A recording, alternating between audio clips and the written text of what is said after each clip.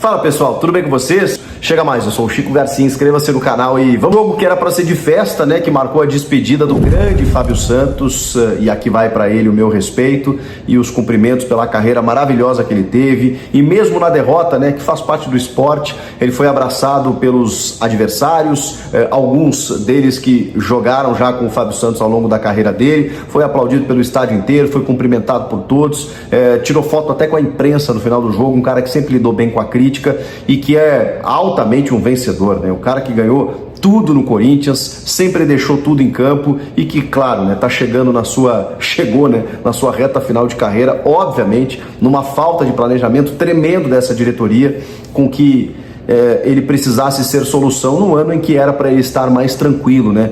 Partindo para o seu encerramento, e muitas vezes acabou não entregando tecnicamente aquilo que se esperava dele, mas muito por culpa e responsabilidade de quem comanda o processo, muito menos dele, que era para estar numa condição muito melhor.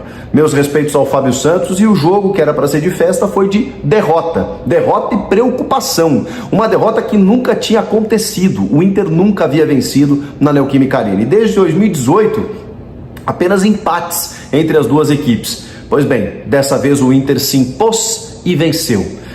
E o Inter é mais time, né, gente? É que o Inter derreteu depois da eliminação na Libertadores para o Fluminense, da forma como foi, né? Até os 35 minutos do segundo tempo, o Inter estava classificado para a final da Libertadores. De repente, entram em cena John Kennedy e Cano, e o Flusão vai para a final, vence o Boca e hoje é campeão da América. Está indo disputar o Mundial. E o Inter tinha montado uma equipe muito interessante, né? Com atuações muito convincentes. Esse Ener Valencia é um belíssimo jogador, maravilhoso jogador de Copa do Mundo, de arranque, de explosão, de finalização.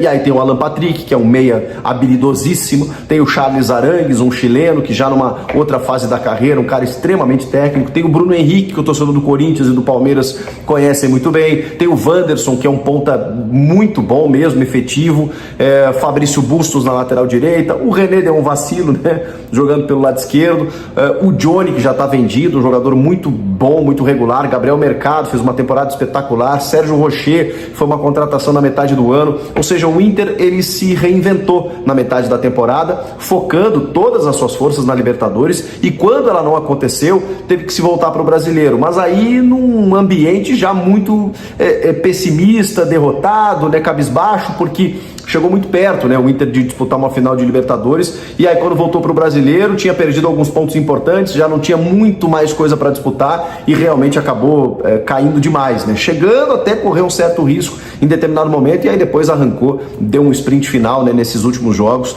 ganhou 4 das últimas 5 partidas fora de casa, nunca tinha vencido na Arena Pantanal, ganhou do Cuiabá lá também, e agora consegue esse resultado muito bom contra o Corinthians fora de casa. Pois bem, esse é o lado do Inter, né? Mas e o Corinthians? Eu pergunto pra você. E o Corinthians, que, como eu disse, ganha do Grêmio em Porto Alegre, com um jogador a menos a partida inteira praticamente, toma uma taca de 5-1 pro Bahia em casa, aí vai jogar contra o Vasco fora de casa, meio a perigo, ganha do Vasco de virada.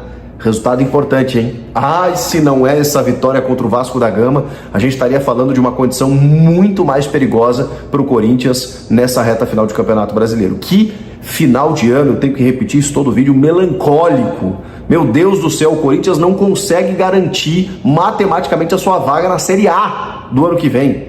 O Inter garantiu a vaga na Sul-Americana. Ah, Sul-Americana eu não quero. Não quer? Prefere ficar brigando para fugir do rebaixamento? Porque é isso que vale, né? Não é o fato simplesmente de você disputar uma Sul-Americana. Claro que todo mundo quer Libertadores, mas a Sul-Americana é uma competição que, cara, te dá prestígio internacional, te dá dinheiro. E outra, se você tá na Sul-Americana, você não tá brigando para não cair, que é a situação do Corinthians nesse momento. Cara, o Corinthians nesse momento estar brigando ainda para fugir do Z4 é um negócio inacreditável, com o investimento que tem. Assim, tirando 2007... E olha, acho que dá pra gente comparar, porque os times são muito diferentes. O time de 2023 é muito superior, na teoria, tecnicamente, que o de 2007. Mas olha o que esse time de 2023 está entregando, cara. Não ganhou nada e tá chegando na última rodada com chance de cair. Cara, que ano horroroso do Corinthians. fora de campo, dentro de campo. Assim, é um ano que tem que acabar. Realmente, eu falo, é um ano de travessia. Só que tá difícil, né? O Corinthians tem que chegar do outro lado, na borda do rio, e não tá conseguindo. Falta pouco, é verdade, mas poxa vida, um empatezinho contra o Coxa garante o Corinthians, mas chegar na última rodada nessa situação é triste demais e vai perdendo de todo mundo em casa. Acho que aquela máxima que alguns disseram, de que o Corinthians joga mais leve fora de casa, parece ser verdade, né? Porque ganhou do Grêmio, ganhou do Vasco, mas dentro de casa toma 5 no Bahia, perde do Inter, que nunca tinha perdido. Que coisa louca isso, né, cara? Perdeu muitos pontos em casa. E a Fiel lotando sempre, né? Mais de 40 mil pessoas, e os caras não representam, cara. Que loucura isso. O Corinthians mais uma vez não se impôs. O Inter chegou a sua vitória, ao seu resultado, jogando mais do que o Corinthians. O primeiro tempo foi todo do Inter. O Corinthians não fez nada. Já era para terminar o primeiro tempo, ir para o intervalo, com 2-0 tranquilamente para o Inter. E aí o gol acontece, né? Em transições rápidas nas costas dos volantes, né? O Corinthians não achando o Internacional, aí a bola para no Bustos, o Bustos toca para o Maurício, livre na entrada da área, ele chuta no cantinho cruzado, pum, 1-0. Depois o Alan Patrick perde gol, o Ener Valencia também, aí estava impedido, chega na frente do Cássio. Cara, impressionante. Já era para ser um placar mais elástico. Aí vem o segundo tempo, o Mano faz algumas correções.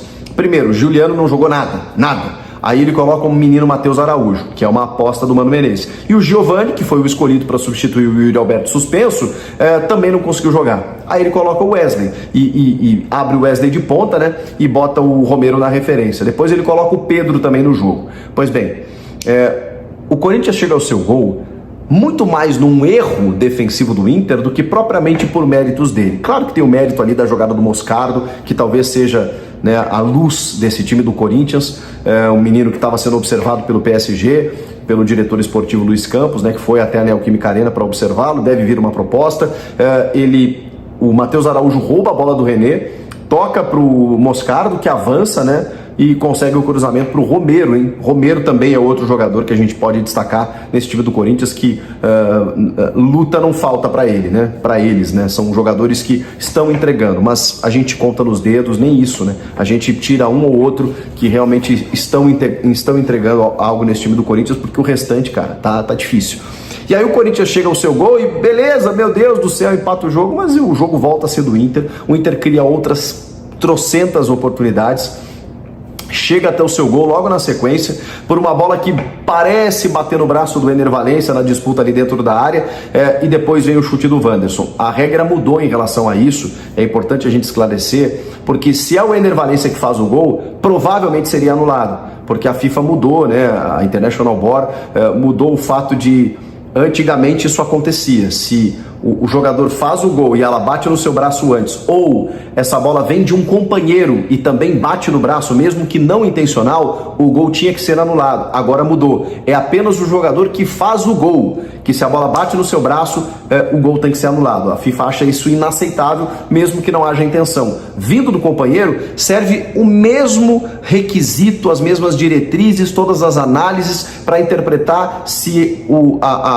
aquela mão, aquele toque na bola foi intencional, se estava no movimento natural, antinatural, aquela coisa toda, tudo isso tem que ser avaliado. E aí foi um lance, na minha avaliação e na avaliação de quem estava apitando, extremamente acidental. Então, no momento que há um acidente ali, a bola bate e rebate, me parece que resvala, e eu nem tenho essa clareza assim, mas me parece que resvala. Não é um lance intencional, na sequência o Wanderson faz o gol. Então por isso o gol é legal. Depois tem o impedimento do Ener Valencia. Eu acho que ele estava impedido, enfim, mas eu acho que é um lance bem difícil, tá? Mas eu acho que ele estava um pouquinho avançado em relação ao joelho do penúltimo defensor, e ele estaria ali fazendo o terceiro gol e não teria nenhuma injustiça no placar pelo que o Inter estava jogando, para deixar claro. Enfim, e o Inter acaba vencendo o jogo. No final, foi um desespero tão grande, porque o Corinthians ainda criou algumas oportunidades para empatar o jogo, especialmente com o Pedro, em jogadas do Wesley pelo lado esquerdo, que ele levantava, o Pedro tentou um carrinho torto, errado, e depois nos últimos minutos ele faz uma jogada espetacular, o Wesley pelo lado esquerdo, tira 2 marcadores, um terceiro dentro da área, cruza, e aí o Pedro de frente para o Rocher, o canto todo aberto, ele simplesmente telegrafa e joga no contrapé, só que no contrapé ele dá no peito do Rocher. Se ele joga no cantinho para onde está a cabeça dele apontada, ele teria feito o gol. Mas assim, não dá para crucificar o moleque. Salve, Fiel, tudo bem? Informações aí importantíssimas aí sobre o mercado da bola no Timão, beleza? O novo diretor do Corinthians, Augusto Melo, ele quer trazer aí uns 12 a 13 reforços no mínimo mais ou menos aí. Mas o Mano, ele é mais cauteloso, né? Ele entende que vai ficar e não quer tirar o espaço aí da base. A ideia dele, gente, é trazer atletas com status de titular ou apostas para posições que a base não tem. Por exemplo, o lateral esquerdo aí, Hugo aí do Goiás, que está sendo especulado no Timão. O Mano também disse que quer jogadores mais fortes fisicamente, técnicos, mas bons fisicamente, fiel. Ele entende que o nosso Timão tem muitos atletas bons com a bola, porém de pouca força, né? O Mano Menezes falou em entrevista recentemente, entende perfeitamente o sentimento aí da torcida do Corinthians. O torcedor é passional, em parte razão, pois não dá para iniciar a temporada que vem achando que os mesmos farão algo muito diferente do que foi visto. Precisamos ir a fazer, modificar. Passará por entendimento, conhecimento, a direção vai levar em conta esse sentimento do torcedor, disse o Mano Menezes em entrevista coletiva, tá certo? E o dinheiro, fiel, como é que fica? O presidente Augusto pretende trazer novos reforços importantes e admite salários altos, mas o Timão não tem muito dinheiro para comprar atletas, né? O caminho pode ser aí contratar jogadores de fim de contrato, por exemplo, o Henrique, o atacante Fluminense, do Flamengo, desculpa. É um dos exemplos aí de jogadores que está na pauta do Corinthians, beleza, fiel?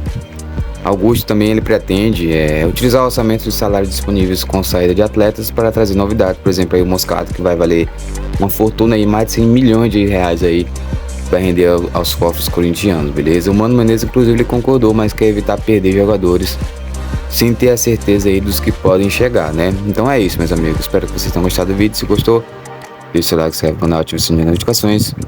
Deixa o like aí nos comentários. Um forte abraço a todos e até o próximo vídeo.